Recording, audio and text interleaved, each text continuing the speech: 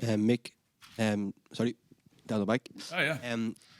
James McLean said last week that there was one more big performance in this team. What can you do between now and kick-off to get that out of the players? You see, I think that's where there's a bit of a misconception. It's like I should be doing something between now and the kick-off to get a big performance. Do you not think that it's on an ongoing basis that you get those? Well, let me answer the question before you interrupt me, please. So, do you not think that it's on a daily basis, all the time, speaking to the players, the work that we do, the stuff that we show them, the interaction that we have with them, is that what creates that atmosphere that we get big performances out of them? And I don't ever think there's something just very special that you can do on the day before the game that's going to create something. They're all looking forward to a full house, a game that means so much to them and to the country. Sometimes you might have to just calm people down rather than wind them up. You're going to ask me something else in the middle there. Yeah, no, because I can appreciate where you're coming from there in terms of it's not just when you get into camp, when your work begins. So then after the last get-together when the two results, what have you been doing from then in terms of, was there much kind of analysis of the previous two games, or do you just try and forget it and focus purely on the ends? There was from us, we've looked at it, of course, myself, TC and the staff. But those two games are not going to affect this one. It's a different game altogether. And the Georgia game that was so much talked about it afterwards, I've just watched them play Switzerland, and arguably they're probably the best chance. They could have won that game and showed what a capable team they are. And Switzerland, the game away, they were better than us. And they probably are as a team, to be quite honest. The second half against Switzerland, I thought we played well. But all those things, the game against Denmark, all of them, they're all gone. And that's the difference, I guess, with international football. You play, and then you go and play 5, 6, 7 games for your club, and you come back, and you're forgetting about them, and you get on with what's in front of you. Just on, obviously, Richard Keogh came into camp. Was that kind of your thinking? Did you invite him in and want to get him in to be around the lads, or what was it? I invited him in to show him a bit of love from the rest of us, from the lads, and they all did. They're all delighted to see him. It's not some kind of motivational tool getting him in. It's just he's been around. I don't know how many games he's played for us now, but in the games he played, he's been brilliant, and he's such a great guy. I mean, he's a good character to have around, and he's enjoyed the fact that he's been in and around the lads for a while. Yeah, I've got the mic. Sorry for my voice. I hope you can hear me. Patrick from Danish TV2. Well, the Irish team, you have to win tomorrow. The Irish team hasn't done that against the Danes the last 5 times. What honestly makes you believe that you can do it tomorrow? See, I always, when people tell me that, we haven't beaten somebody for so many times, well, I always believe it's about time we did. And I think that's the mentality that I try and instill into everybody else. Just because it hasn't happened before doesn't mean it's not going to happen again. You know, there's loads of places being flooded in England at the minute. They've never been flooded before. They are because it's been raining a lot. So I honestly believe there's if you cover football, you cover sport, that results happen. And results happen for a reason, whether it's us that's more motivated, it's us that fancy the game more, there's us that stop your team playing, that your team doesn't play as well. You know, I just think that for us, and always, there's a big performance in us that can win a game. And we drew in Denmark, and you had a few chances, but nevertheless, it was a great performance and a great result for us. If I don't believe it, I might as well go home. And I'm not going home anytime soon. Leif Rasmussen from Jutland Fune News in Denmark. Good morning. Morning. It's often said that the Danish players are better technical than the Irish. What do you think about that? Do you agree? Often said by whom? By the Danes. Well, I don't know. Well, that might tell you something then, eh? Self-praise is no praise, I'm afraid. So you will not and bring your thoughts about that? I'm not bothered. If I sat here and said I was better than everybody else, you wouldn't believe me, would you? So I don't.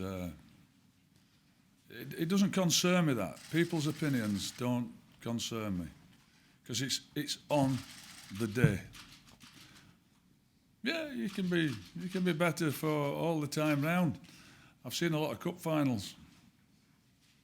I know. I was a big Leeds fan as a kid. I remember watching that one against Sunderland, and it was an absolute shoo-in.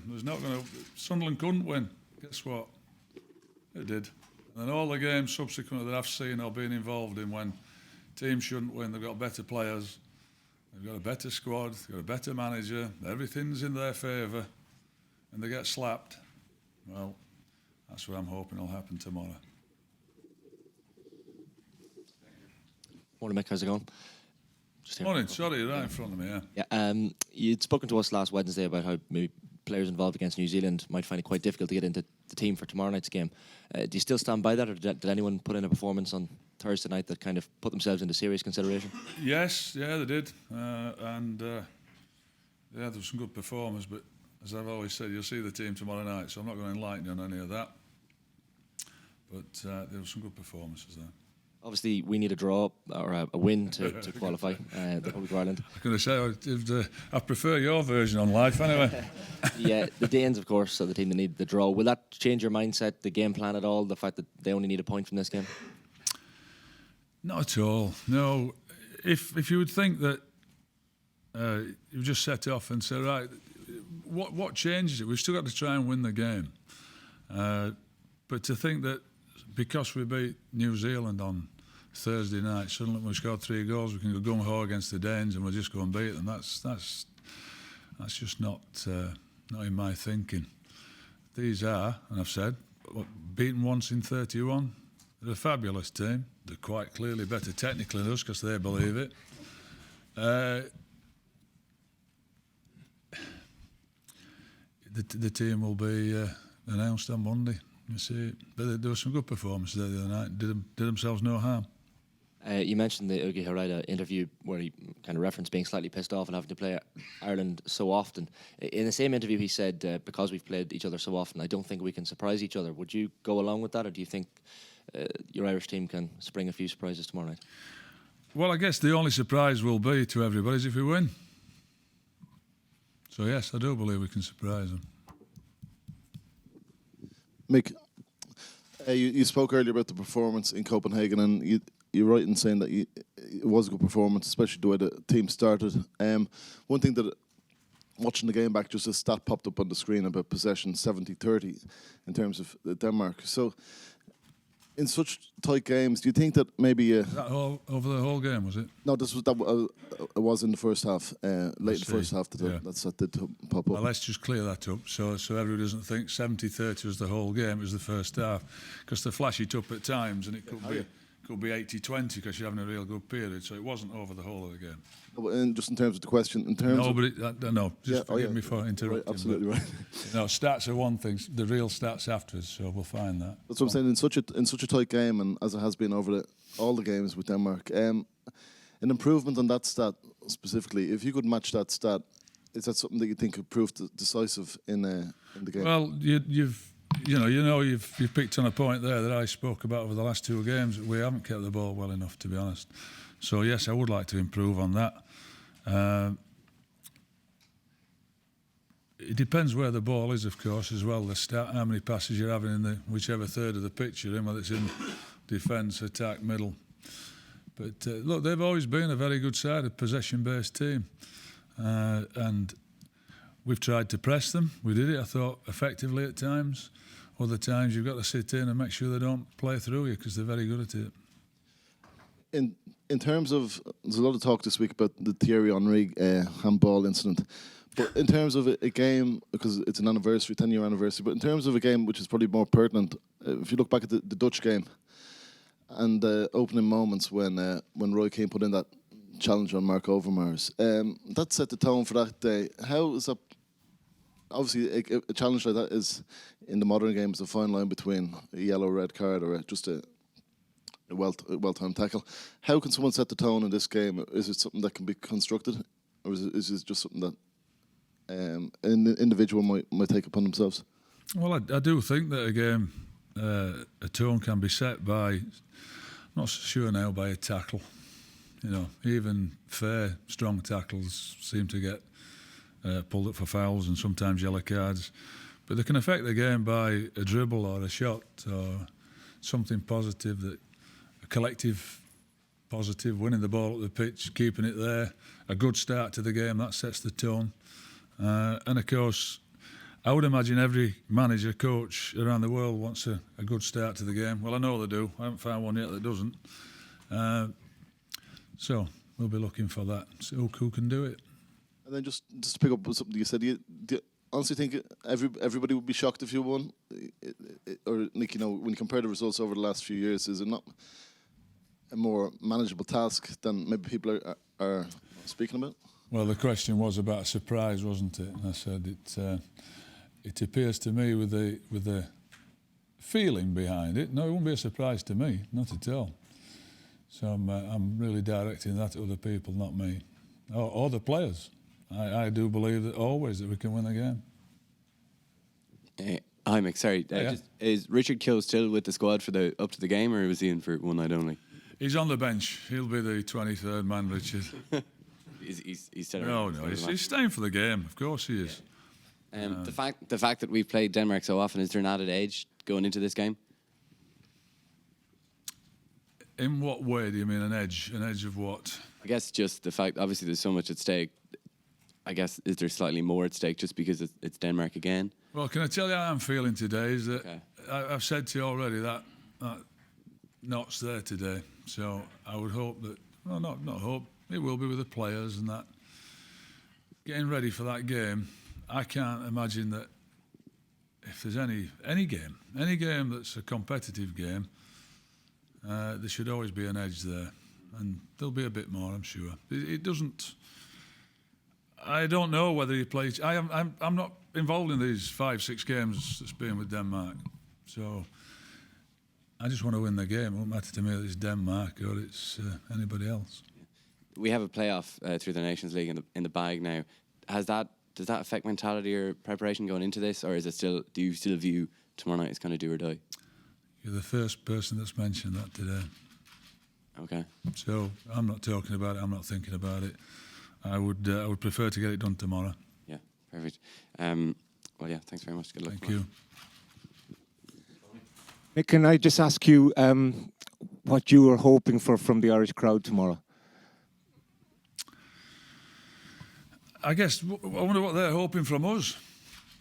They're hoping that we play well. They're hoping that we give them a performance, and they're hoping that we win.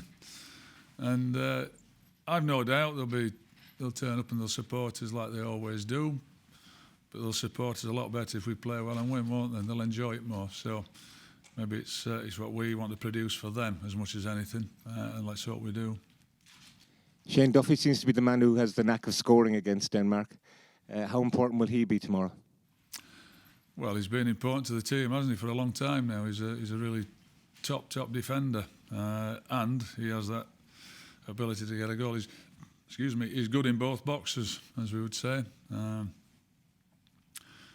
It'd be nice if we got goals from elsewhere as well.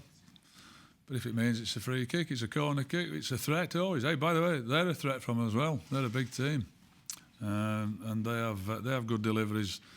You know, I think they clipped the post with a header from a corner kick in Denmark. So we have to be aware of that. But Big Duff is great. He's been a terrific servant, still is. Can you talk to me about his leadership qualities? Yes, he's one of them in the squad that everybody so looks up to. He's one of those that just how he plays the game, I think he gets respect out of people and about his teammates, and without going around screaming and shouting at people, he'll cajole people, he'll get people. He makes people. You can see him if we're having a bit of a tough time. He rallies the troops and gets them defending, and he's the one that blocks things and gets his head on stuff. He's one of those guys that you rely upon. So he's captain material. Yeah, he is, yeah. Well, he is the captain. Was that a difficult decision for you to make or an easy one? Oh, very easy. Easy, simple, yeah. Absolutely. Okay, thank you. Best of luck tomorrow. Thank you.